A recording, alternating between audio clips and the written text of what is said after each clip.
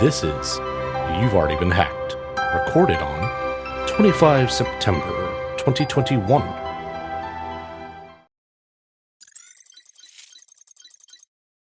Welcome to episode 61 of You've Already Been Hacked.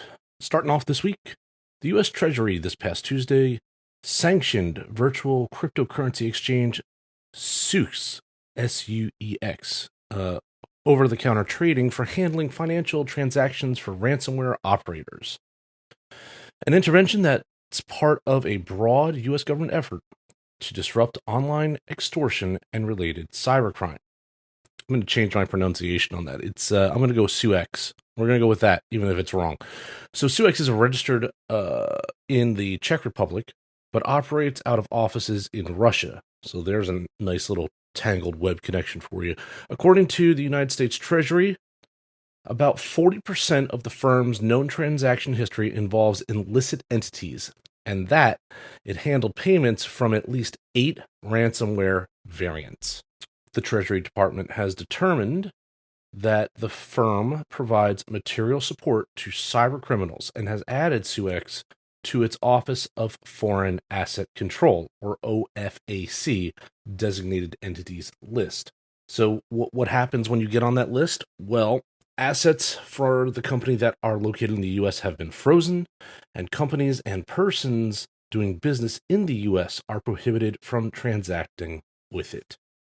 To me, this is kind of interesting because it shows that they are starting to be able to, they being government entities, not just the U.S. government, but government entities at large, are starting to be able to track at least where certain transactions are going, right? That's part of the whole register thing, which you should be able to do that because it's all public and open and all that sort of stuff, except for Monero, which operates differently.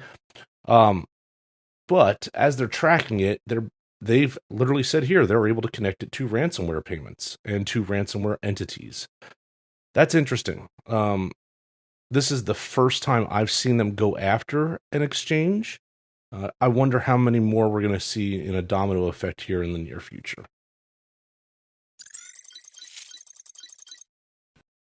The Port of Houston was targeted in an attempted cyber attack this past month. We learned this last week. The Port of Houston Authority, or Port Houston, successfully defended itself against a cyber attack in August, according to public statements from the port. Port Houston followed its facilities security plan. In doing so, as guided under the Maritime Transportation Security Act, or MTSA, and no operational data or systems were impacted as a result, unquote. Well, that's good that they had a plan in place based on regulations saying they had to, but they actually were able to enact a plan that protected them from a cyber event. I wish more critical infrastructure was that well prepared all of the time. This particular attack, or attempted hack, involved a password management program called Manage Engine AD Self-Service Plus, according to the Associated Press. And the reason that you heard me lament a little bit about all critical infrastructure, we can all just remember what happened just a couple of months back with the pipeline incident on the East Coast and the JBS USA having experienced similar ransomware attacks over the course of this year so far. This is a good thing, right? This is critical infrastructure doing what it's supposed to be doing.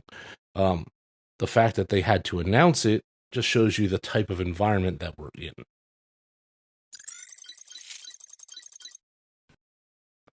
This past week, as part of a recently enacted Wisconsin law, insurers will be required to follow new regulations to protect non-public information, such as Social Security numbers and health-related information, starting the 1st of November.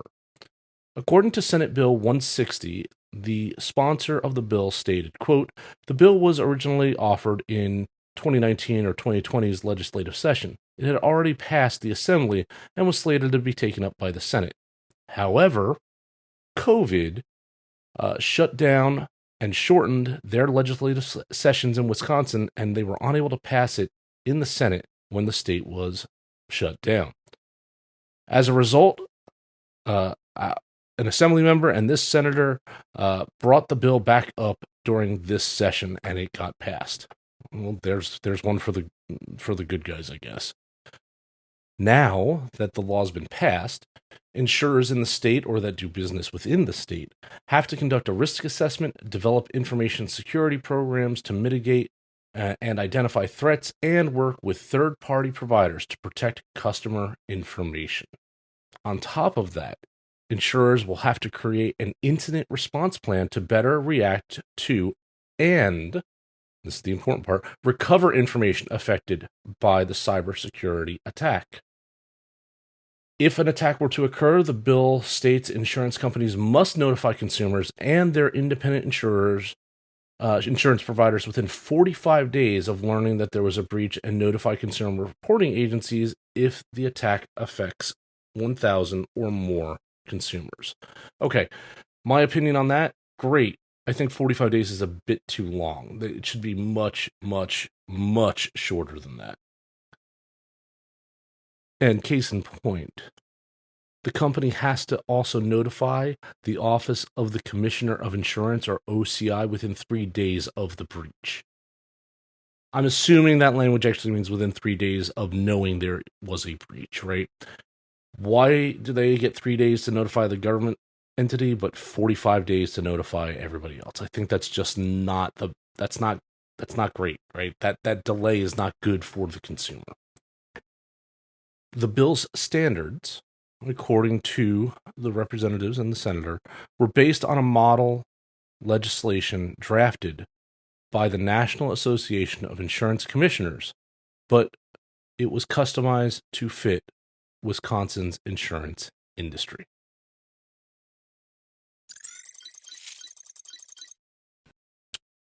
The Lithuanian National Cybersecurity Center, or NCSC, recently published a security assessment of recent Chinese-made smartphones.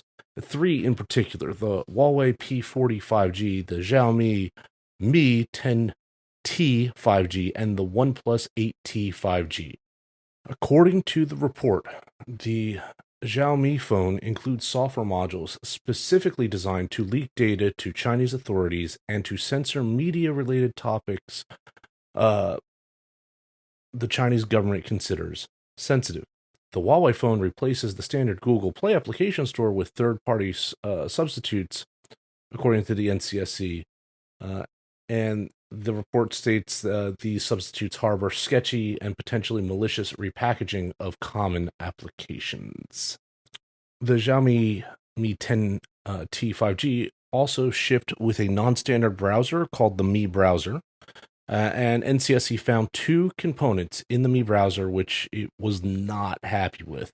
One being Google Analytics. Okay, great, something familiar for all of us, and a less familiar module called Sensor Data. The Google Analytic module can read from the device's browsing and search history and can then send the data to Xiaomi servers for unspecified analysis and use. The Google Analytics module is activated automatically by default during the phone's first activation or any factory reset. The sensor data module collects statistics on 61 parameters related to application activity, including time of activation, language used, and so forth. The statistics are encrypted and sent to Xiaomi servers in Singapore, a country which NCSC notes is not covered by the EU's GDPR and has been tied to excessive data collection and abuse of user privacy. NCSC also stated that it found that users' mobile phone numbers are silently registered to servers in Singapore via encrypted SMS messages on activation of a default Xiaomi cloud service. The mobile phone number is sent whether the user ties it to a new cloud account or not, and the encrypted SMS is not visible to the user. Several of the Xiaomi system applications on the 10T 5G regularly download a file called Mi Add Blacklist Config from servers in Singapore. In this file, NCSC found 449 records identifying religious, political, and social groups. Software classes in These Xiaomi applications use that configuration file to analyze multimedia which might be displayed on the device and block that content if, quote, undesirable, unquote, keywords are associated with it. Now, NCSC discovered that this content filtering via that config file is disabled on phones registered in the European Union. However, the phones still regularly download the blocked list itself, and the agency says can be remotely reactivated at any time. NCSC did not find this type of spyware and content filtering on the P40. However, the most obvious problem that they did find stems from its replacement of the Google Play Store with Huawei's own App Gallery store, which Huawei bills as a, quote, safer place to get all of your favorite apps, unquote. What NCSC found is that if a user searches the gallery for a particular application and it's not there, they will be silently redirected to a third-party app store. This third-party distribution platform, NCSC found, included, but was not limited to, APK Monk, APK Pure, and Aptoide, APTOIDE, for those that want to try and pronounce that. Now, cybersecurity researchers are wondering what some of the validity of what NCSC did, because it doesn't look like they did any reverse engineering of any of the apps that were in the store. So take this for what it's worth, right? I personally wouldn't want my stuff being redirected without me knowing about it. Now, the OnePlus phone didn't seem to have any issues whatsoever. It is the only brand of the three which hasn't come under repeated negative scrutiny from non-Chinese administrations. Good job, OnePlus. But this just goes to show that, you need to know what you're buying and where it's being manufactured and what's behind it and where does everything go. And on the flip side, the devil's advocate could say, well, Microsoft is collecting all this telemetry and Apple is collecting some of it too. And we already know that Google's collecting all this. So what's the problem? The only problem that one might have with any of this is the who is collecting it. In this case, it's going to places that we know have known bad behaviors. Not saying the others don't, but at least we know there's a red flag with this one. And you should take that into consideration when you're making your phone purchases. And finally, at the end of a 9-day trial, a jury in California this past week found guilty the administrator of 2 distributed denial of service operations. The charged comes from St. Charles, Illinois, and ran 2 websites that allowed paying users to launch more than 200,000 DDoS attacks on targets in both the private and public sectors. Court documents revealed that this operation had been ongoing since at least October of 2014. And the 2 sites that were up for this were DownThem and AmpNode, and both of them enabled DDoS attacks. The site DownThem was used to sell subscriptions for DDoS services called boosters or stressors, and AmpNode offered, quote, bulletproof server hosting options to customers that needed servers pre-configured with DDoS attack scripts and lists of vulnerable systems that they could amplify and assault. When going through the records of the DownThem booster website, investigators found more than 2,000 registered customers. And according to the documents, users are responsible for launching over 200,000 DDoS attacks. So who was part of these attacks? Well, we have simple home users, schools, universities, municipalities, and local government websites, and financial institutions all over the world. Customers could choose from multiple subscriptions, each coming with a various attack capabilities, such as duration, strength, or the possibility of concurrent attacks. And the charge was not alone in this, at least not later on, around 2018, had an accomplice from Pasadena, Florida, California. However, the accomplice had already pleaded guilty this past December and is facing a statutory maximum sentence of 10 years in federal prison.